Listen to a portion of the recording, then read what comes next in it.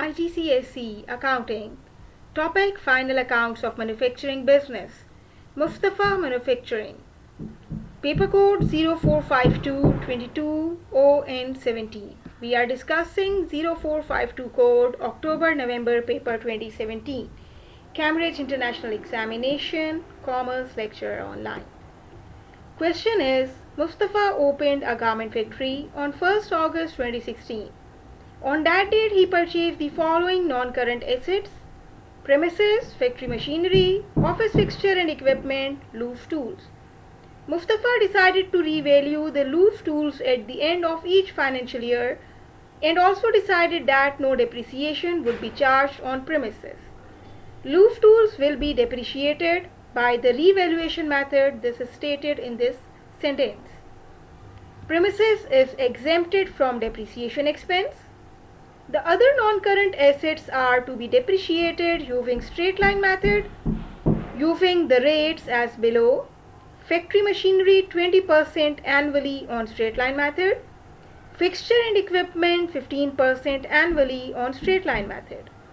During his first year of trading, he purchased raw material of this amount, out of which $1,800 raw material is returned to the supplier. Finished goods of this amount are also purchased by Mustafa. His sales of finished goods amounted to this. The sales figure will help us to calculate the gross profit for him. Mustafa made the following payments during the year. Wages factory operatives are actually the direct wages which we will use in preparation of cost of goods manufactured statement. Factory supervisors payment is actually the indirect wage or will be included in the FOH, that is factory overhead. Office staff salaries will be taken to the income statement.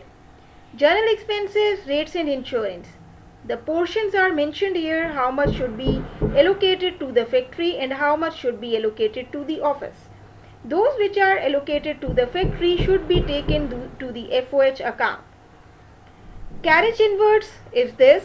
Again, the amount of carriage inward is given to us, which we will see where should we take it. Carriage outward on the sales is also given. It is our expense.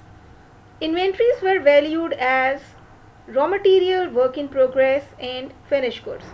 Because this was the new business opened by Mustafa as stated in the first sentence, there are no opening inventories for the raw material, work in progress or finished goods. These inventories are at the year end, therefore these are the ending inventories of raw material, work in progress and finished goods. Loose tools at the year end are 18,100. Using this amount, we can easily calculate depreciation of loose tools. In the beginning of the year, loose tools were 19,600. At the end of the year, they are 18,100. The difference of these two amounts will be recorded as the depreciation of loose tools. Wages of office factory operatives accrued, that means still outstanding, unpaid, are 3,760. We'll be including this amount, or you can say we'll be adding this amount to the wages which are given here. So direct wages to be used in cost of goods manufactured will be this amount and this amount. Total amount will be taken. And because these wages are accrued, they will be recorded as payable as well. General expenses proportions are given to you. The rates and insurance 2/3 to be taken to factory and 1/3 to office. We'll be including them. We are required to prepare manufacturing account for the year ended and we are required to calculate cost of sales for the year ended. Cost of sales is only required. They do not want you to calculate the gross profit.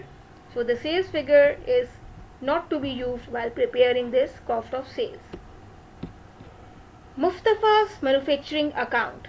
As we know, as described already in the format of manufacturing account, there are four major parts. Cost of material consumed is to be calculated first of all.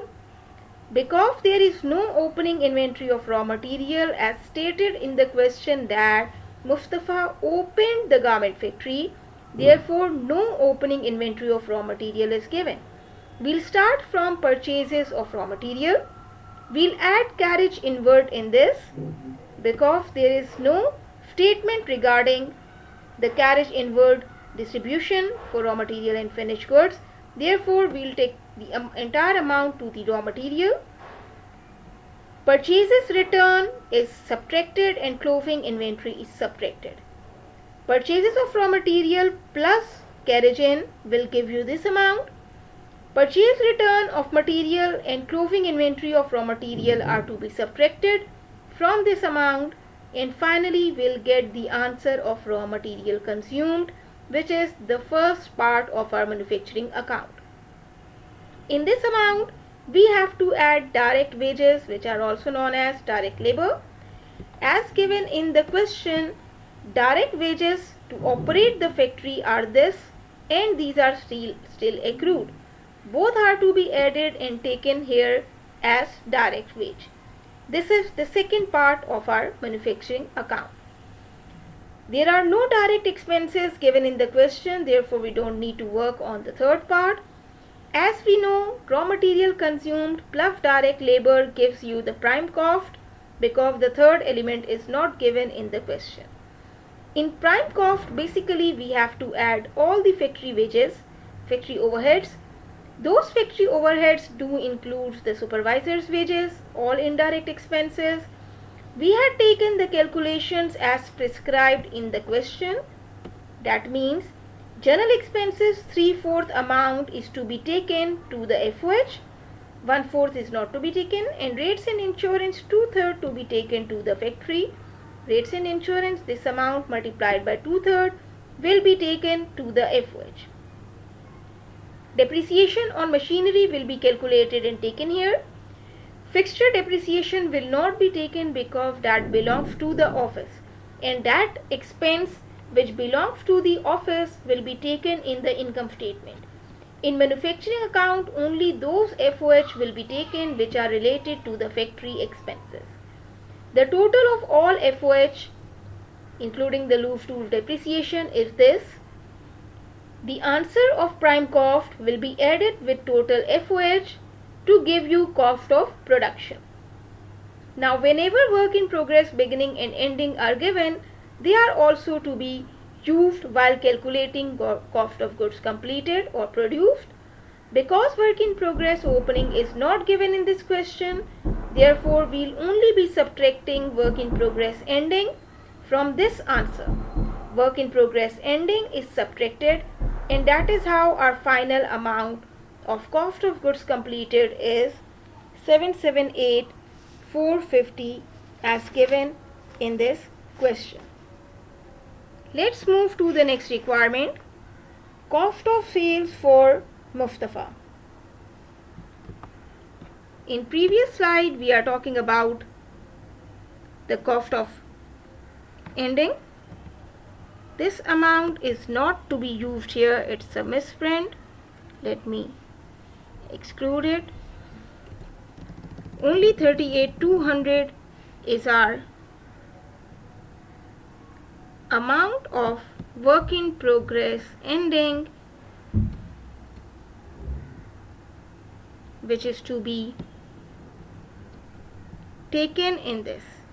So this 38,200 is to be subtracted because it's work in progress ending, and our final answer is 778,450 for cost of goods complete. Let's talk about the cost of sales calculation.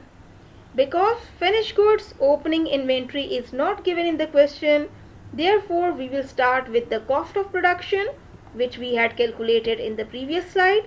This cost of production will be added with purchases of finished goods which are given in the question.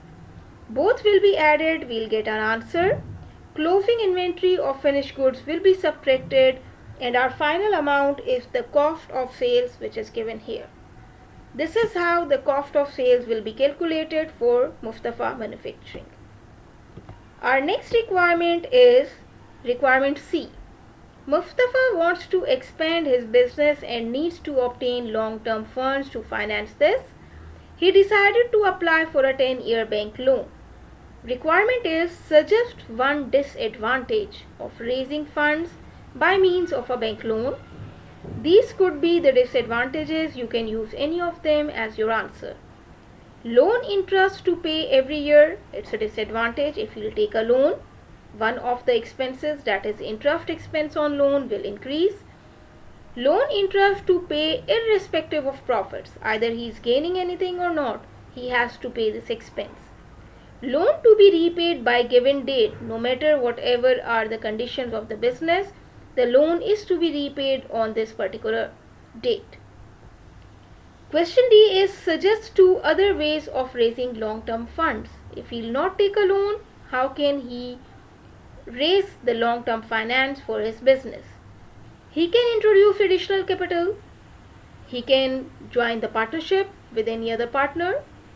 He can convert to a limited company, or he could mortgage his premises, which is one of his non-current asset. He can borrow from family or friends. There will not be any interest on it. He can see if government grants are available. If there is any kind of help by the government for such businesses, he could avail that facility. You can use any of two ways for raising funds as the answer. Like, share, subscribe for most important topics in upcoming days. Commerce Lecturer Online.